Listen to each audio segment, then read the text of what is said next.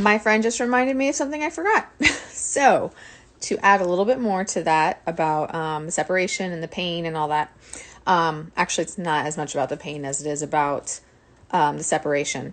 So, I had talked about how your DMs won't automatically come running to you just because you're vibrating higher and doing the work on healing yourself. So another reason why is because if you did the work on yourself and you start vibrating higher and they just all of a sudden come running to you, did they do their work? Did they transform internally, whether they consciously did the healing work themselves or whether spirit forces them through it? Did they?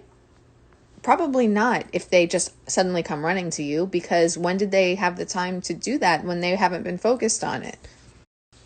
The divine masculines have to go through that process as well. And it happens differently for them. The divine feminines are the leaders in the process because they're more awakened and they become aware of the connection and of what needs to be done.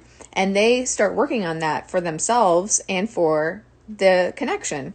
But the masculines more often get dragged through the process by spirit, to be honest. Like, spirit's basically like, listen, like, I mean, you know how you feel about your divine feminine. Well, now I'm going to drag you through that healing work and that transformation, kicking and screaming if I have to, because it's that difficult. And because nobody likes to take a significant look in the mirror at themselves and their faults and their wounds. Like, people don't like to do that. No one does that by choice. They do it because they're going through something that forces them to do that. And that's another reason why there's separation, because like I said, if you stayed in your comfort zone and you just continue to go about life, no one would choose to do that internal work or go through that pain. Spirit has to make you feel that uncomfortable and that much pain sometimes in order to do the inner work on yourself. So, the divine feminines feel that as well. And the divine masculines often get forced through it. And that's what we call a dark night of the soul. Okay. And the feminines go through a dark night of the soul too. It just might look a little bit differently because the ways that it comes about and the reasons why it happens are a little bit different, because the twin flame journey is a twin flame journey for both sides, but the process is different for each side. Okay, does that make sense? So yeah, your divine masculine is not going to come running to you the second that you are vibrating higher, because they have to finish their work.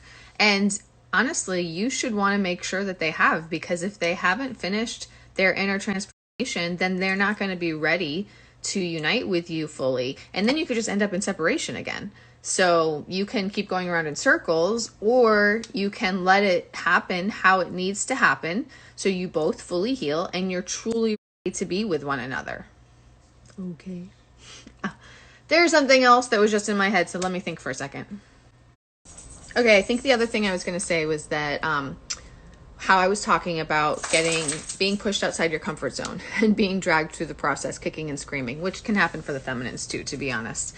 But that is why triggers and towers moments happen, because that is spirit pushing you outside your comfort zone. So, and it happens for both sides, because both of you have things that need to happen in your lives and things that need to change in your lives. So this is there is a legitimate purpose to triggers, and there's a legitimate purpose to tower moments. They're not just happening in order to make you feel like you're going to go out of your mind.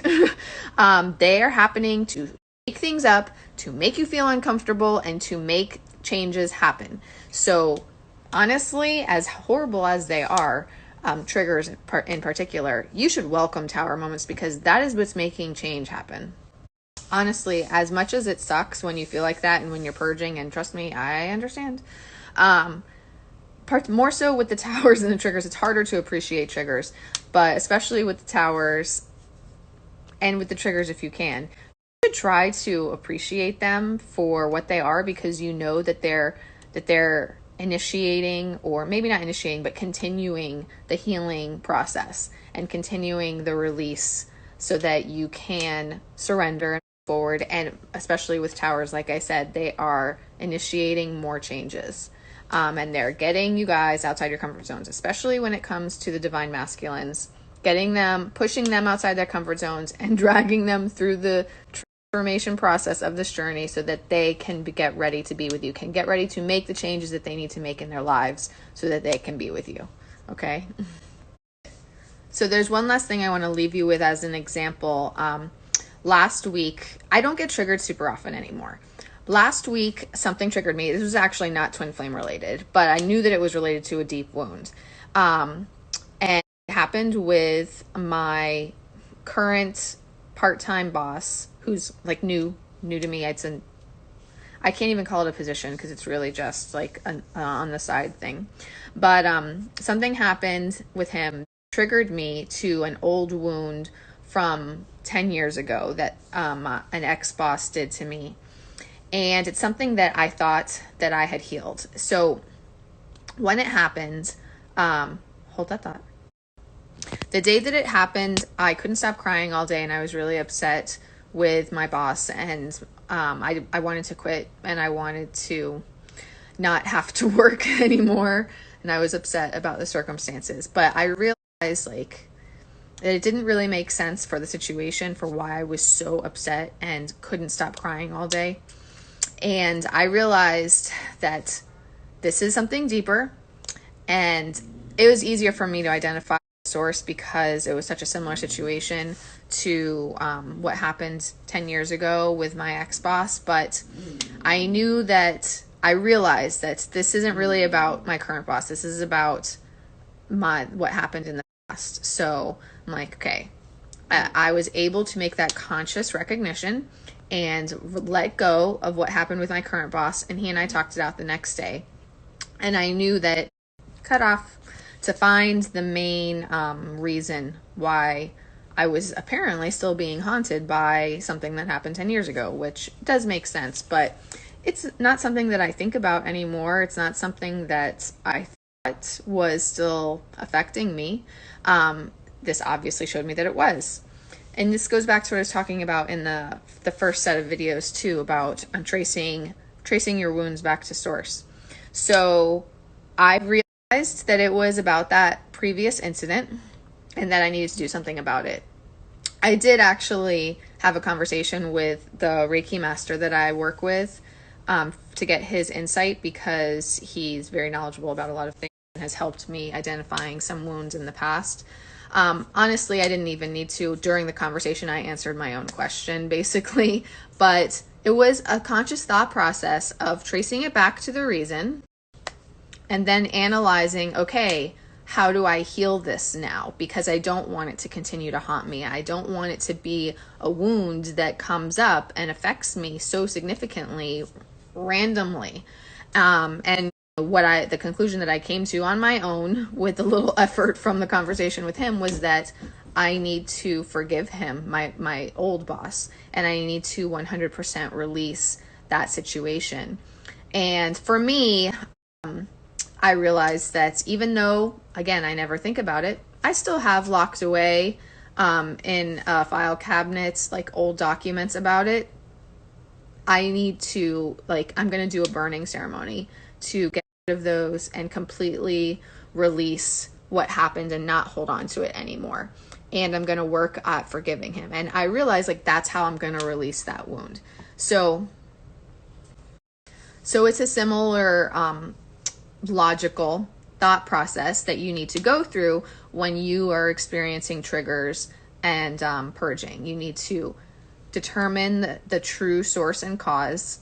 And it seems odd that simply thinking it through can help, but a lot of the times when it's childhood wounds, when we're children, we can't logically understand why things happen and they create wounds and they create traumas. But as adults, we can recognize that it was an overreaction or something like that, and that it doesn't really matter. So it's easier to forgive. So sometimes the logical thought process can help that along, can help you release that. So that's what you need to do when you are triggered. Trace it back to the reason, identify it, and work on forgiving the cause and 100% releasing it. And if there's anything that you can do that will help you to do that, okay? So there's an example. So a few more final thoughts on what I was saying. Your twins, your divine masculines, they will come to you when they are fully working through, maybe not 100%. I don't personally think that it needs to be at 100%, but they're at like a good, definitely past 50%, maybe like 75% or so through the process of that self-analyzation and, is that a word? Self-analysis. and that transformation. And it's not going to be as soon as you vibrate higher, they run to you. It's going to be when they have gotten through enough of that process that they are ready to make changes for themselves, and they are in their solar plexus power and personal power to be able to make those choices and take those steps. Okay. And something else that I forgot to mention earlier that is going along with that, like when you guys are doing that internal work and transformation, what's actually happening is that spirit is, remember I was talking about how spirit is helping you dismantle those inner beliefs and templates, society and cultural and religious templates that you grow up with. Well, what that's doing is it's bringing you back to your authentic self, to your soul and who you truly are. And so what that's doing, it's integrating your soul, your authentic self, your 5D with your 3D human day-to-day like person that you are, that you are functioning as in everyday life. That's something that's a little harder to understand. It's definitely a little bit more advanced in spiritual understanding that, you know, our souls exist on another plane, on another dimension, which is 5D and higher. I mean, our souls exist in all of them, but there's other levels where we're not as affected by, you know, jobs and this day-to-day life that we live here on Earth. And, you know, our souls chose to incarnate these bodies and have these experiences. And our souls have memories that our 3D bodies can't remember. And our souls function from unconditional love and not from lower energies like fear. And so that's what I'm talking about, that this journey is bringing you back to who you are at a soul level, and it's integrating the two. And that's why it will become easier to... I thought I was going to get through that last one, but I think I got cut off. I said that the process of the integration of your soul level, authentic self, 5D, integrating with your 3D bodies and kind of remembering who you really are and who your sacred marriage is with and what you're meant to do with your life as opposed to the rat race and those different things. That is the process that happens during the twin flame journey. That's why it's so much bigger than a relationship. It's a huge spiritual awakening as well, because you're awakening to your true self. And that's why it takes time, and it doesn't happen overnight, and your twin doesn't immediately run to you as soon as you get further along in that process, because they have to get further along in that process too. And that there's the ego center and there's the heart center, the intuitive center. So those are coming together, and that takes a little bit of time, but that's what you're going through, and that's why there's separation. When there's separation, and honestly, throughout the majority of our lives until this twin flame journey even gets activated, many people, I feel like even more so men than women, get caught up with their ego centers leading. And that is also, like I was saying earlier about the logic, leading with logic and leading with the brain. But the ego center tends to lead, allowing the heart center, which is the intuition, to take the lead and integrating the two. That's the process, like I said, and that's not an overnight process. But that is why this journey exists, and that is why separation occurs in order to reconnect you to your true self. But they can fight it. They can spend time. Yeah, it's not easy. It does require like bearing your soul at least to yourself before anybody else. And the ego center is very susceptible. Remember, I was talking about entities earlier and black magic? Ego center is very susceptible to those things and the influence of them. So you basically, you being anybody, not just you specifically, you have to allow your heart center to lead. Then the black magic and the entities no longer have that control because they can manipulate the ego center. And the ego center just can be so powerful in and of itself and refuse to, try to be stubborn, basically. So that's why it can be a process, and that's why you have to sometimes fight against these other things as well. So hopefully that all makes a lot of sense. So as difficult as it may be, it can be done. It happens. Spirit makes sure that it happens, because that if that's your path, that's your path. And you can't choose not to go down it. I mean, that's why, like I said, Spirit drags you kicking and screaming if necessary. There's a lot of people that think free will can choose not to go down this road, but I do not believe that. I believe that soul will and divine will overrules free will, and that your own spirits account for you making free will decisions that make it harder. But yeah, that is why it's so difficult. But I 100% believe that everybody can and will get there. Once you know that you're in a twin flame journey and you feel that pain, to me, the outcome is assured. You just have to keep persevering through it, basically. And the more that anybody tries to fight it with free will, because it's painful and difficult and uncomfortable and requires significant changes, the more you try and fight it, the more uncomfortable Spirit makes you feel, the more painful Spirit makes you feel, until you recognize and make the choice to do what you have to do. And the last thing that I want to say, I keep feeling like I'm forgetting something, but I guess if I remember, I can tell you. The last thing I want to say is that many of us end up consulting with psychics and readers for guidance along this journey. Psychics can identify twin flames, but they don't understand the twin flame journey unless they are twin flames themselves. They can have more sympathy than like your friends and family who don't understand it all and think that you should be able to just move on with your life and meet a knight in shining armor who's going to treat you right and be perfect right away, as if that exists. So yeah, your psychics can why can't I talk? Empathize and understand and identify that it's twin flame, but unless they are twin flames themselves, they can't understand the journey.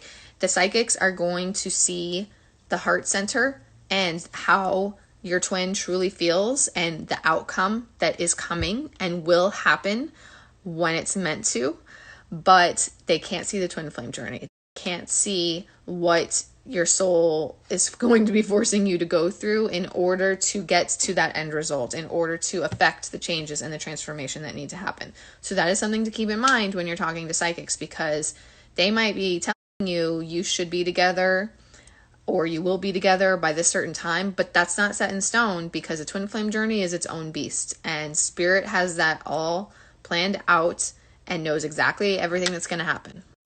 And that is something else that I know from my own experience and from observing others as well. Like, on my journey with the intense spiritual warfare that I had to go through because of the black magic and entities, there were times that Spirit coordinated things occurring down to the hour.